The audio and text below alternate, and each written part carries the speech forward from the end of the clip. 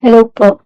Bale po yung sa video ko, hindi ko naman po siya inaasahan talaga na magba-viral kasi yung tinag ko lang po talaga dun yung Quezon City saka yung PNP po, since dun naman po nangyari yung incident.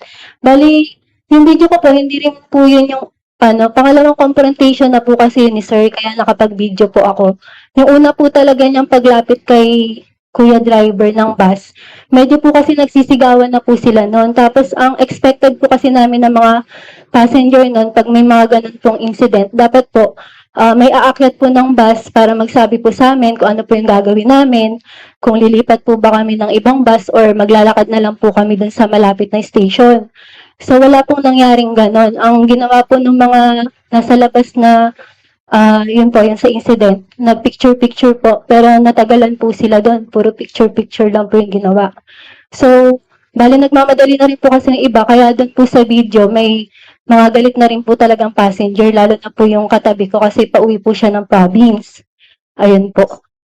So, yun po. Tapos kinukuha pa po ni sir yung lisensya ng bus driver kaya medyo sabi po namin mga passenger medyo mali po yun. Kaya, ayun po. Ayun po sir.